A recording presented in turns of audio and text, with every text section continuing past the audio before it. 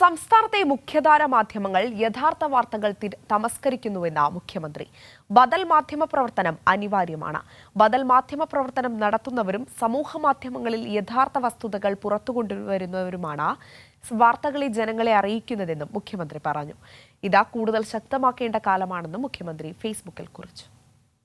വലതുപക്ഷ നേതാക്കളുടെ വില കുറഞ്ഞ പ്രസ്താവനകളെ പോലും പ്രധാന വാർത്തകളായി മാധ്യമങ്ങൾ ഉയർത്തിക്കാട്ടുന്നു. ഇടതുപക്ഷ അനുകൂല വാർത്തകൾ മാധ്യമങ്ങൾ തിരസ്കരിക്കുന്നു. പകരം LDFനെതിരായ നുണവാർത്തകൾ ആഘോഷിക്കുന്നു. ചെറിയ സംഭവങ്ങൾ പോലും പർവ്വതീകരിച്ച് തുടർവാർത്തകളാക്കുന്നു. ഇടതുപക്ഷ നേതാക്കളുടെ വാർത്താ സമ്മേളനങ്ങളും പ്രസംഗങ്ങളിലെ കാതലായ കാര്യങ്ങളും മുഖ്യധാരാ മാധ്യമങ്ങൾ അവഗണിക്കുന്നു. യഥാർത്ഥ വാർത്തകളെ ജനങ്ങളിൽ നിന്ന് വിലക്കും വിധമാണ് ഇത്തരം മാധ്യമങ്ങൾ വാർത്തകൾ നൽകുന്നത്. ഇടതുമുന്നണിക്ക് അപ്രഖ്യാപിത വിലക്ക് കൽപ്പിക്കുകയാണ് ഇത്തരം മാധ്യമങ്ങൾ. ശക്തമായ പ്രതിരോധം തീർക്കുന്ന ബദൽ മാധ്യമങ്ങൾക്കൊപ്പം സാമൂഹ്യ മാധ്യമങ്ങളിൽ ഇടപെടുന്നവരുടെ നിശ്ചയദാർഢ്യത്തോടെയുള്ള മുൻകൈയുമാണ് ഇടതുപക്ഷത്തിന്റെ ശബ്ദം ജനങ്ങളിലേക്ക് എത്തിക്കുന്നതെന്ന് മുഖ്യമന്ത്രി വ്യക്തമാക്കുന്നു. നിശിതമായ മാധ്യമ വിമർശനത്തിനുള്ള വേദിയായി സാമൂഹ്യ മാധ്യമങ്ങൾ മാറിയിട്ടുണ്ട്.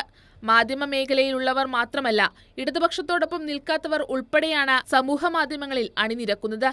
കഴിഞ്ഞ നിയമസഭാ തിരഞ്ഞെടുപ്പിൽ മുഖ്യധാരാ മാധ്യമങ്ങൾ സംഘടിതമായി ഇടതുപക്ഷ വേട്ടയ്ക്കിറങ്ങിയതാണ്. എന്നാൽ അതിനെയെല്ലാം തകർത്താണ് ജനങ്ങൾ വിധിയെഴുതിയത്.